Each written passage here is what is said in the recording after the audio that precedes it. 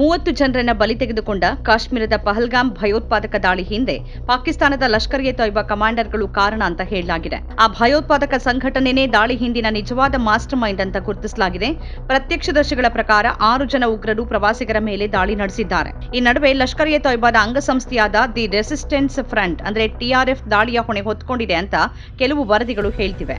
ದಾಳಿಯಲ್ಲಿ ಕರ್ನಾಟಕದ 2 ಸಾವನ್ನಪ್ಪಿದ್ದು ಇನ್ನೂ 2 ಸಾವನ್ನಪ್ಪಿರುವ ಶಂಕೆ ವ್ಯಕ್ತವಾಗಿದೆ. ಶಿವಮೊಗ್ಗದ ರಿಯಲ್ ಎಸ್ಟೇಟ್ ಉದ್ಯಮಿ ಮಂಜುನಾಥ್ ರಾವ್ ಅಲ್ಲದೆ ಬೆಂಗಳೂರಿನ ಮತ್ತಿಕೆರೆ ನಿವಾಸಿ ಭರತ್ ಭೂಷಣ್ ಅನ್ನೋರು ದಾಳಿಯಲ್ಲಿ ಬಲಿಯಾಗಿದ್ದಾರೆ. ಅವರು ಪತ್ನಿ ಸುಜಾತ ಮತ್ತು 3 ವರ್ಷದ ಮಗನೊಂದಿಗೆ ಪ್ರವಾಸದಲ್ಲಿದ್ರು ಅಂತ ಹೇಳಲಾಗಿದೆ.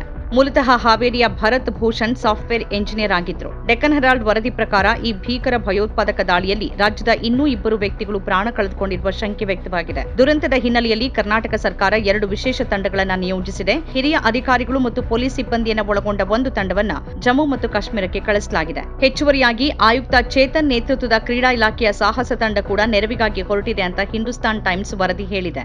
ಸಂತ್ರಸ್ತರ ಕುಟುಂಬಗಳಿಗೆ ನೆರವು ನೀಡೋಕೆ ಮತ್ತು ಮೃತರ ಪಾರ್ಥಿವ ಶರೀರವನ್ನ ಕರ್ನಾಟಕಕ್ಕೆ ತರೋಕೆ ಎಲ್ಲ ಪ್ರಯತ್ನಗಳನ್ನ ಮಾಡಲಾಗ್ತಿದೆ ಅಂತ ಮುಖ್ಯಮಂತ್ರಿ ಸಿದ್ದರಾಮಯ್ಯನವರು ತಿಳಿಸಿದ್ದಾರೆ. ವಿವಿಧ ದೇಶಗಳು ಘಟನೆ ಬಗ್ಗೆ ದಿಗ್ಭ್ರಮೆ ವ್ಯಕ್ತಪಡಿಸಿದ್ದು ಈ ಸಂಕಷ್ಟದ ಹೊತ್ತಲ್ಲಿ ಜೊತೆಗಿರುವ ಭರವಸೆ ನೀಡಿವೆ. ಇದು ಆತಂಕಕಾರಿ ಅಂತ ಅಮೆರಿಕ ಅಧ್ಯಕ್ಷ ಟ್ರಂಪ್ ಹೇಳಿದ್ದಾರೆ. ಈ ದಾಳಿ ಅಸಮರ್ಥನೀಯ ಅಂತ ರಷ್ಯಾ ಪ್ರತಿಕ್ರಿಯಿಸಿದೆ. ಸೌದಿ ಅರೇಬಿಯಾ ಕೂಡ ದಾಳಿಯನ್ನ ಖಂಡಿಸಿದ್ದು ಭಾರತದೊಂದಿಗೆ ನಿಲ್ಲೋದಾಗಿ ಹೇಳಿದೆ. UAE, ಶ್ರೀಲಂಕಾ, ಇಟಲಿ ಸೇರಿದಂತೆ ಇನ್ನೂ ಹಲವು ದೇಶಗಳು ದಾಳಿಯನ್ನ ಖಂಡಿಸಿವೆ.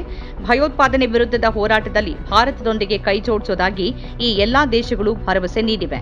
ದಾಳಿಯಲ್ಲಿ ಭಯೋತ್ಪಾದಕರು ಪುರುಷರನ್ನ ಮಾತ್ರನೇ ಗುರಿಯಾಗಿಸಿಕೊಂಡಿದ್ರು ಅಂತ ಹೇಳಲಾಗ್ತಿದೆ. ಬಲಿಯಾದವರಲ್ಲಿ ಹೆಚ್ಚಿನವರು ಪ್ರವಾಸಿಗರೇ ಆಗಿದ್ದಾರೆ. ಪ್ರಧಾನಿ ನರೇಂದ್ರ ಮೋದಿ ಅವರು ಭದ್ರತಾ ಪರಿಶೀಲನಾ ಸಭೆ ನಡೆಸೋಕೆ ತಮ್ಮ ಸೌದಿ ಅರೇಬಿಯಾ ಭೇಟಿಯನ್ನ ಮೊಟಕುಗೊಳಿಸಿದ್ದಾರೆ.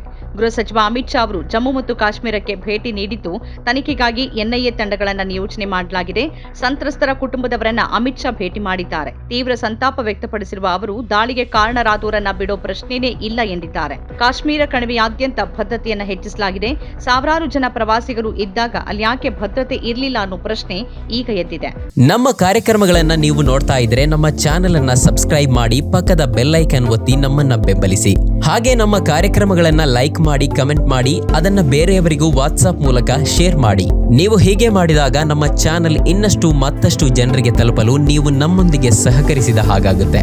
ಇದು ನೀವು ಯಾವುದೇ ಖರ್ಚಿಲ್ಲದೆ ಕೆಲವೇ ಸೆಕೆಂಡುಗಳಲ್ಲಿ ನೀಡಬಹುದಾದ ಸಹಕಾರ. ಧನ್ಯವಾದಗಳು.